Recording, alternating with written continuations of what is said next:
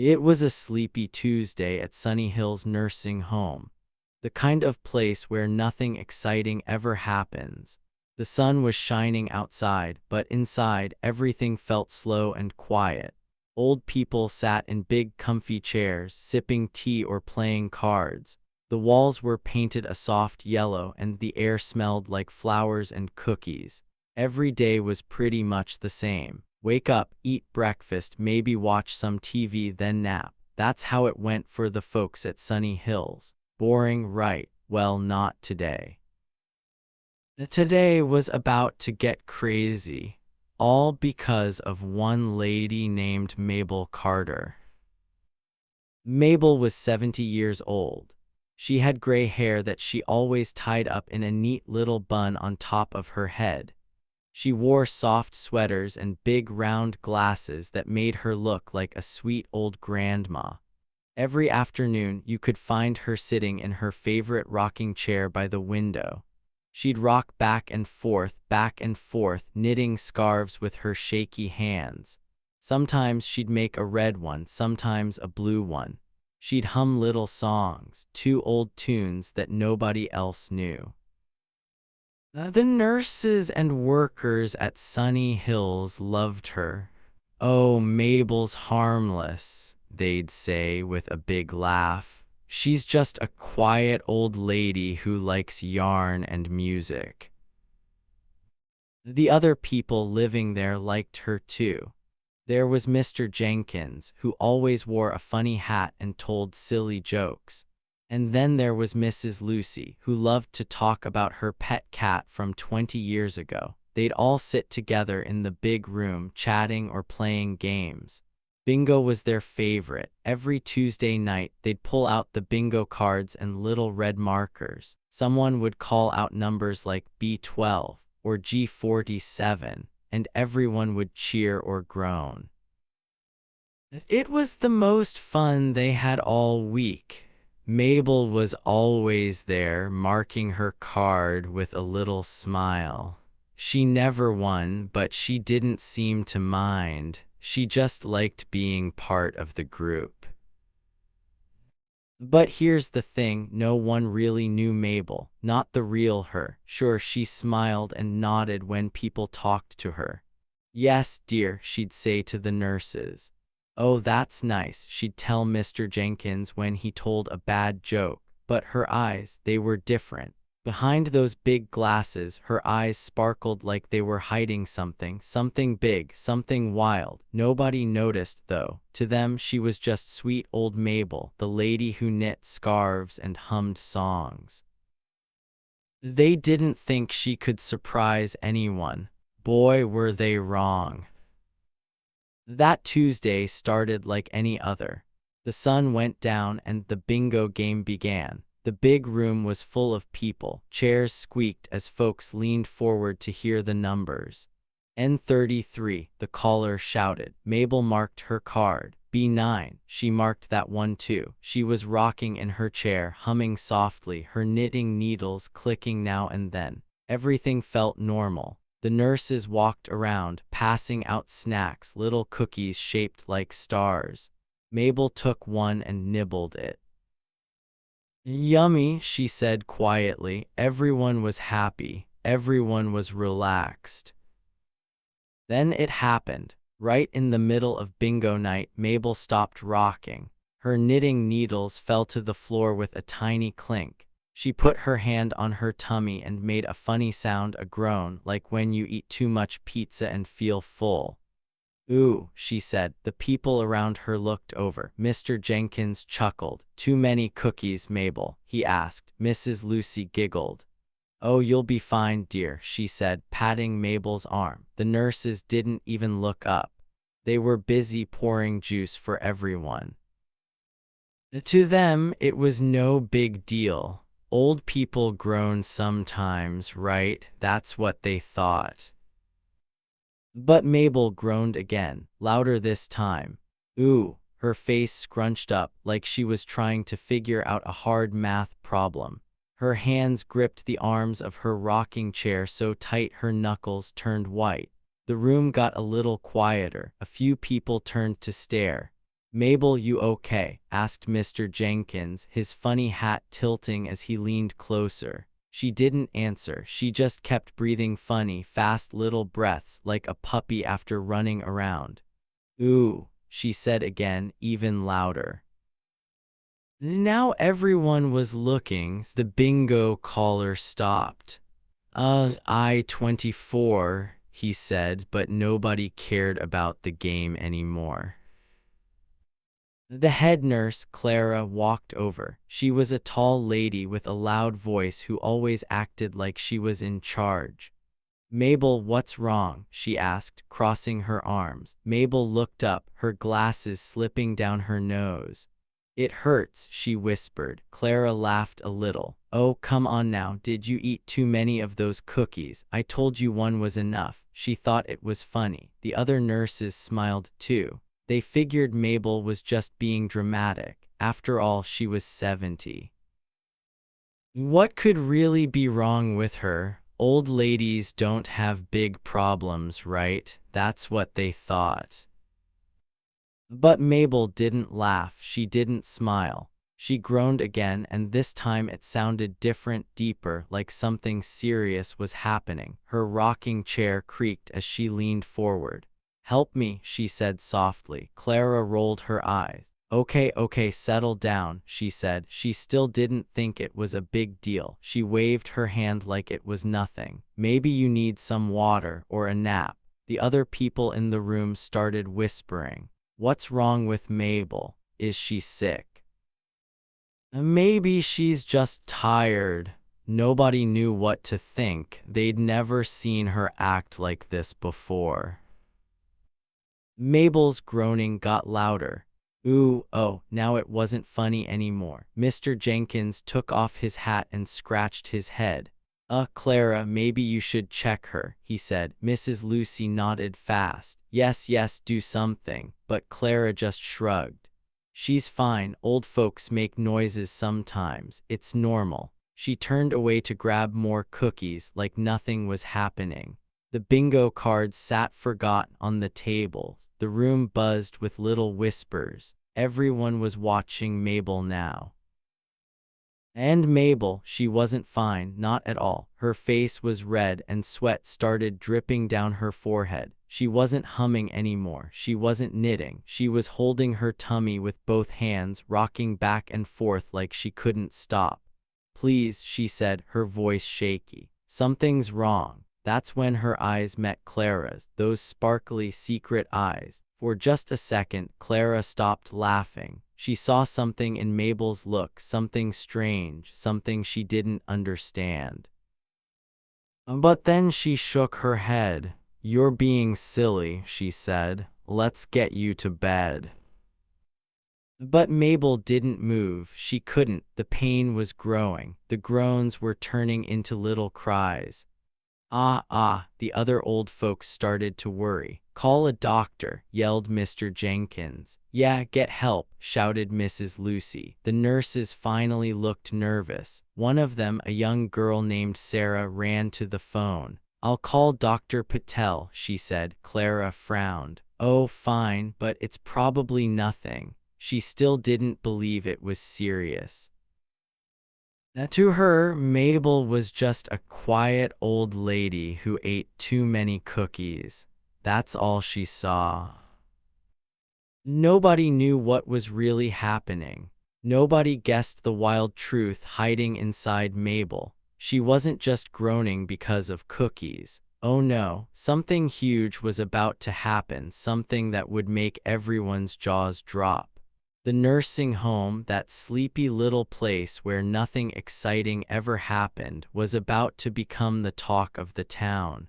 And it all started with Mabel, the sweet grandma with the secret in her eyes. Hey, what would you do if you heard a grandma scream during bingo? Would you laugh? Would you help? Drop your guess below. I want to know what you think. The head nurse, Clara, wasn't too worried at first. She stood by Mabel's rocking chair, looking down at her with a little smile. Mabel, you okay? She asked, patting her shoulder like Mabel was a kid who fell off a swing. Mabel didn't say much. She just gripped the edge of the bingo table with both hands. Her fingers squeezed tight and her face scrunched up like she'd bitten into a sour lemon. Pain, that's what she felt. Big, bad pain. "Call a doctor," she whispered, her voice so soft you could barely hear it over the bingo chatter. Clara tilted her head and laughed, not a big laugh, just a little chuckle like Mabel had told a silly joke. "You're 70, dear," she said, shaking her head.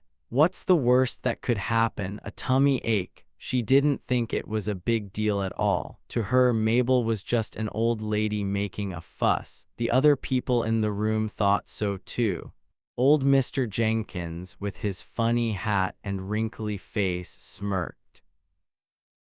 "She's too old for drama," he muttered under his breath, loud enough for a few people to hear. Mrs. Lucy, sitting next to him, nodded and giggled. "Oh, Mabel, always so quiet. What's got into you now?" she said, sipping her tea. The nurses walking around didn't stop either. They kept passing out juice and cookies, acting like nothing was wrong. To them, Mabel was just being Mabel, sweet, quiet, and maybe a little grumpy tonight. But Mabel wasn't grumpy. She was hurting. Her breathing got fast and loud, like she'd just run across the playground. Huff, huff, huff, she went, her chest moving up and down. Her gray hair stuck to her sweaty forehead and her big glasses slipped down her nose. She didn't look sweet or quiet anymore. She looked scared. Clara still didn't care much. She rolled her eyes, those big brown eyes that always looked annoyed when someone bothered her. "Okay, fine," she said with a sigh. "I'll call a doctor if it'll make you happy." But she didn't really mean it. She only said it to shut Mabel up, like when you tell your little brother you'll play with him later but never do. She pulled out her phone and dialed Dr. Patel's number, but she wasn't in a hurry. She leaned against the wall, tapping her foot, acting like it was all a waste of time. "Probably just ate too many cookies," she mumbled to Sarah, the young nurse standing nearby. Sarah laughed. "Yeah, those star cookies are trouble," she said, winking. The other people in the room went back to their bingo cards. "B15, the caller shouted, trying to keep the game going. A few folks marked their cards, but most of them kept sneaking looks at Mabel. She wasn't loud yet, but something about her felt off. Mr. Jenkins scratched his head under his hat. "She doesn't look so good," he said quietly to Mrs. Lucy. Mrs. Lucy frowned. "Maybe she's sick," she whispered back, but nobody did anything. They just watched, waiting for Clara to fix it. Mabel didn't argue with Clara. She didn't yell or cry or tell everyone to listen. She just sat there, breathing hard, her hands still gripping the table. Her knuckles were white now, like little snowballs.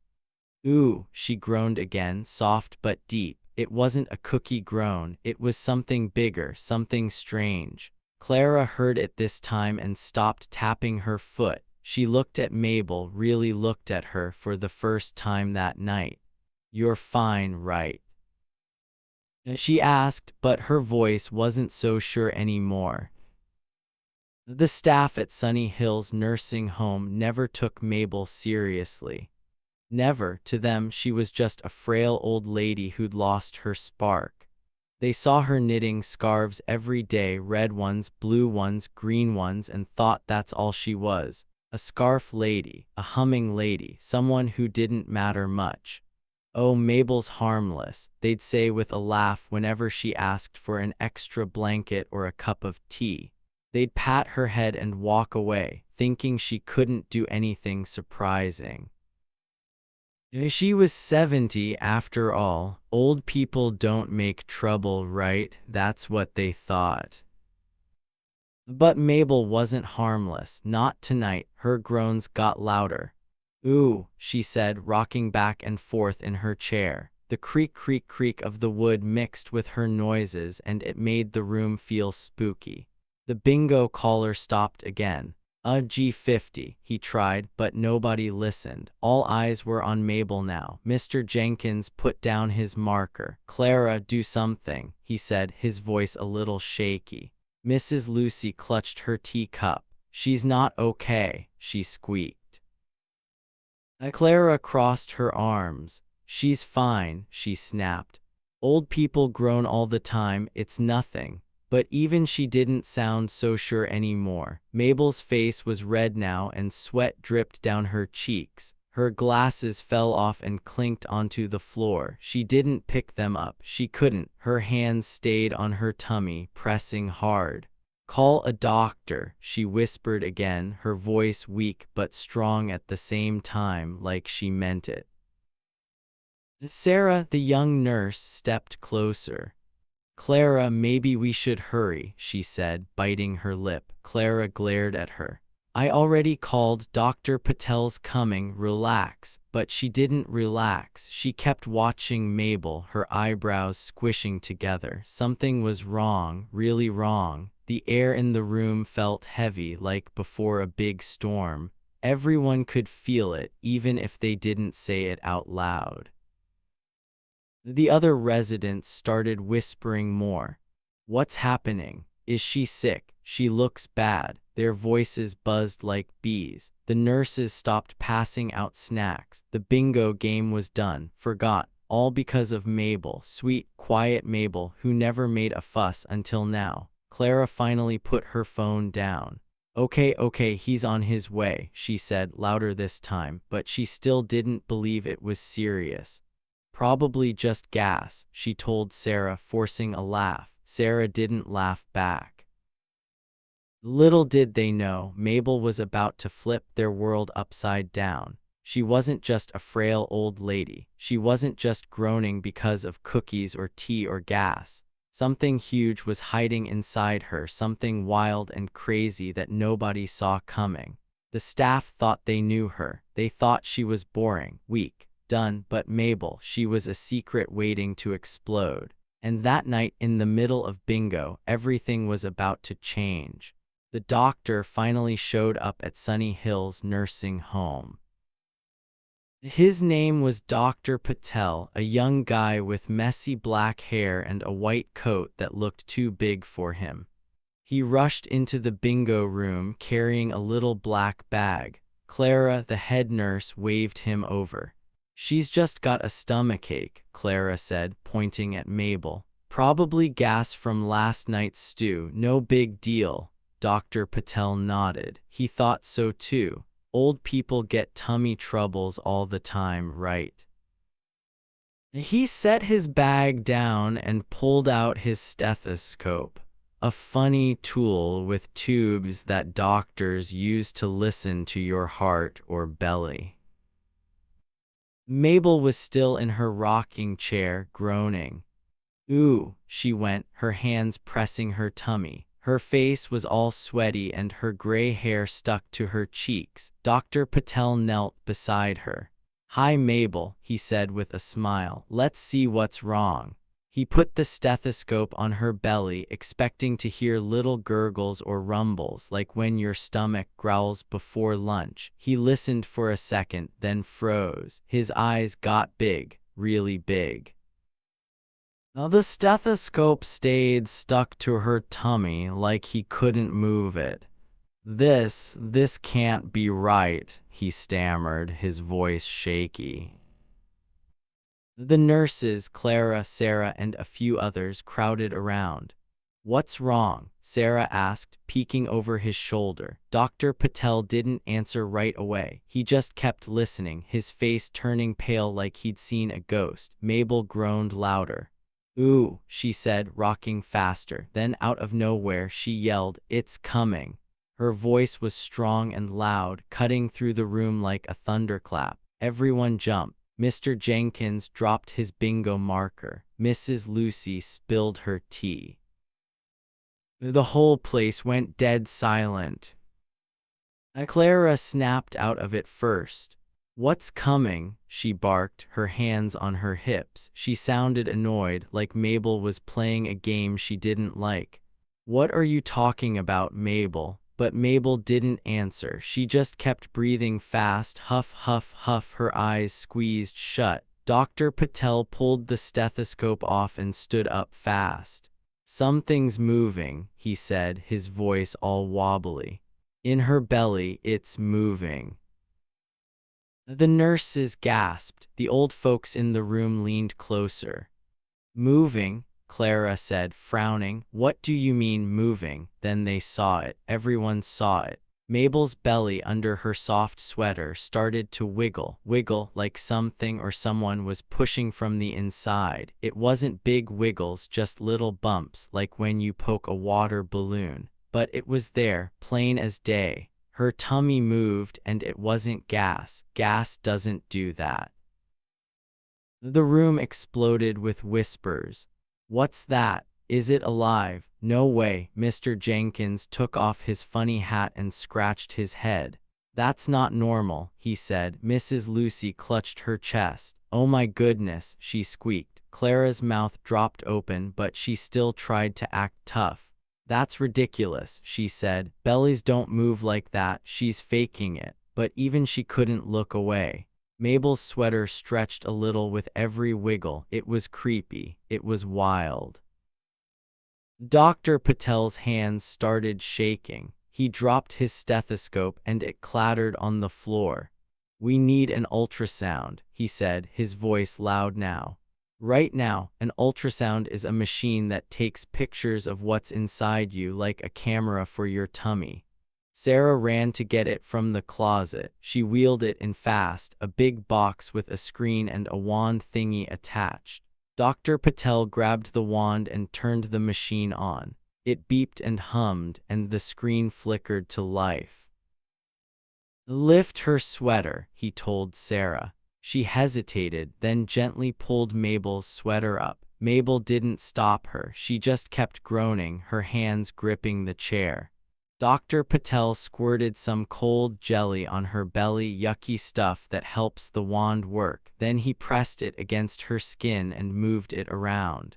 The screen lit up with blurry gray shapes. Everyone leaned in, holding their breath. What was it? What was inside Mabel? Then there it was, a tiny shape on the screen, a little head, little arms, a heartbeat, thump thump, thump thump, fast and clear, a baby, a real, live baby, inside a 70-year-old woman. Dr. Patel's jaw dropped. "No way," he whispered. Sarah clapped her hand over her mouth. "A baby?" she squeaked. Clara stumbled back. "That's impossible," she shouted. "She's 70, old ladies don't have bobbies." The whispers turned into a wildfire.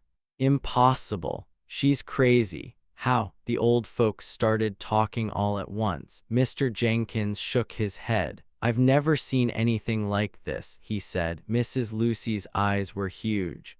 "A baby in Mabel." The nurses stared at the screen, then at Mabel, then back at the screen. It didn't make sense. Bobbies come from young moms, not grandmas. Right, that's what they all thought, but the ultrasound didn't lie. That tiny heartbeat kept going, thump thump, thump thump, like it was saying, "I'm here." Mabel opened her eyes. She'd been quiet, just groaning and breathing, but now she looked up. The room was loud with chatter, but she didn't care. She smiled, a small, secret smile. It wasn't a big grin, just a little curve of her lips, like she knew something nobody else did. Her sweaty face glowed under the bingo lights. Her eyes sparkled behind her messy hair. That smile made everyone stop. Even Clara shut her mouth for a second. "What's so funny?" Clara snapped, crossing her arms. "What do you know, Mabel?" But Mabel didn't answer. She just kept smiling, calm and quiet, while her belly wiggled again. The staff stared at her like she was an alien, an old lady with a baby inside. It was nuts. It was scary. It was something they'd never seen before. Dr. Patel wiped his forehead. This changes everything, he said. Sarah nodded fast. What do we do? She asked. The whispers kept going. She's not normal. How did this happen? Is it real? Nobody knew what to think. They'd always seen Mabel as the sweet scarf lady, the humming grandma who never caused trouble. But now she was a mystery, a big walking question mark. That little smile on her face, it made them wonder. What does she know that we do? What's her secret? Why isn't she scared? The room buzzed with noise, but Mabel stayed still. Her groans were softer now, but her belly kept moving. Dr. Patel picked up his stethoscope again, his hands still shaky. We need to get her to a hospital, he said. This is huge. Clara didn't argue this time. Even she could see it wasn't a joke anymore. Something wild was happening right there in the bingo room. And Mabel, she was at the center of it all, smiling like she'd been waiting for this moment forever. Hours later, Sunny Hills nursing home was a mess. Total chaos. People ran around like ants when you kicked their hill. Mabel wasn't in the bingo room anymore. They'd rushed her to a special room, a delivery room right there in the nursing home. Yep, a delivery room, the kind where babies are born. It wasn't used much, but they had one just in case. And now it was packed with people, doctors shouting, nurses scrambling, and everyone looking scared and confused. Dr. Patel was in charge. He yelled, "Move her bed, hurry." Nurses pushed Mabel's bed down the hall, wheels squeaking loud. Mabel groaned the whole way.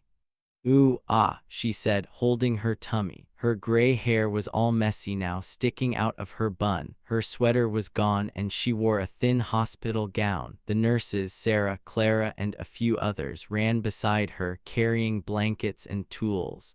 "Faster," Dr. Patel shouted. The old folks from bingo peeked out of their rooms. "What's happening?" Mr. Jenkins asked, his hat falling off. Nobody answered. They were too busy.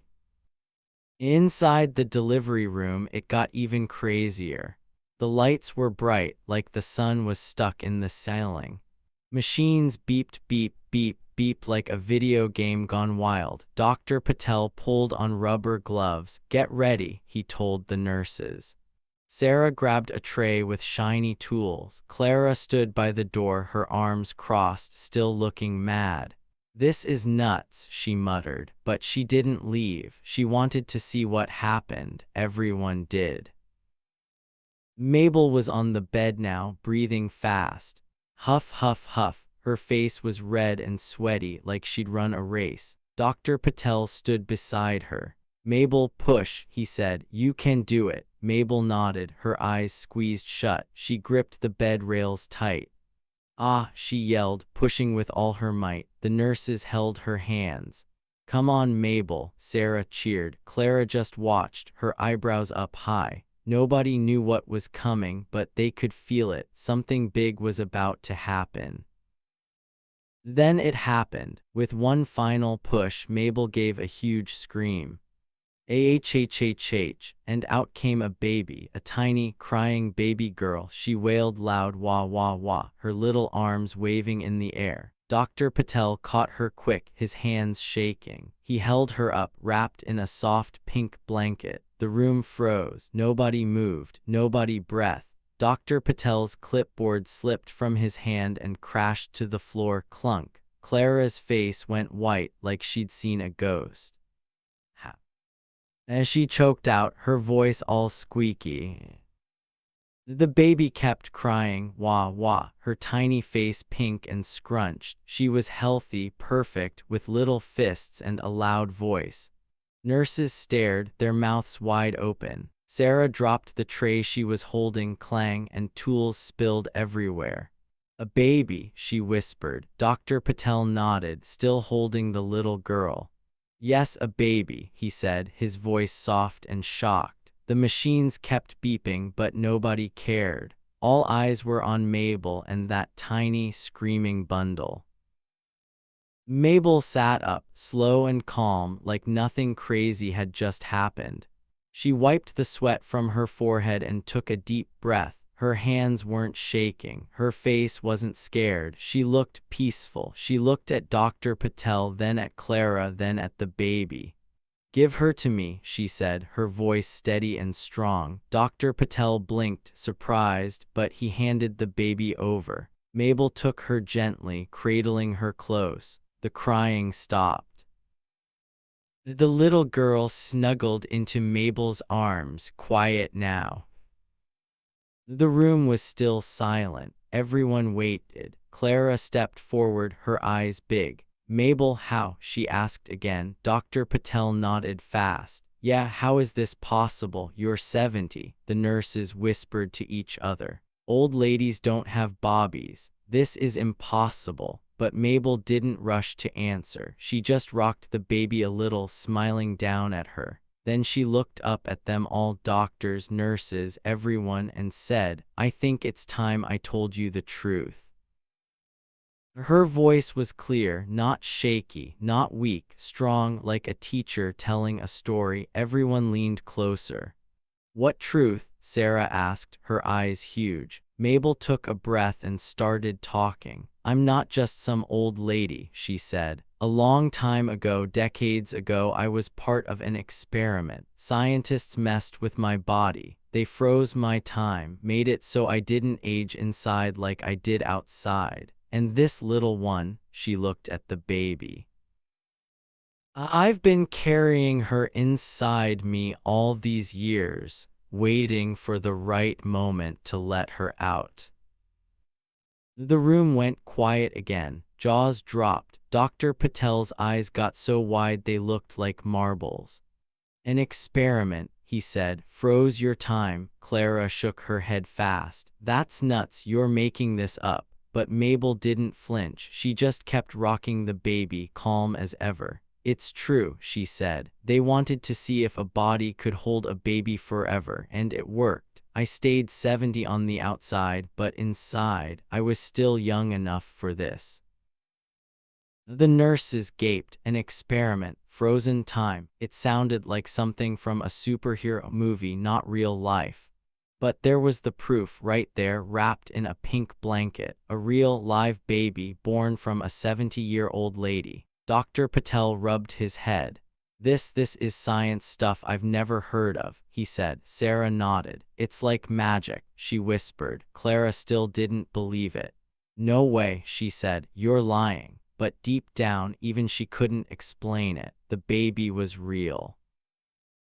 Mabel was real. This was happening. Mabel wasn't 70, not really. Her body was old, sure. Her hair was gray, her hands were wrinkly. But her spirit, her insides, they were something else entirely. Something strong, something secret. She kept this hidden for years, decades, waiting and waiting. And now here it was, her big moment, her big truth. The room buzzed with shock. How did she do it? Why didn't she tell us? What else is she hiding? The whispers flew fast. Dr. Patel picked up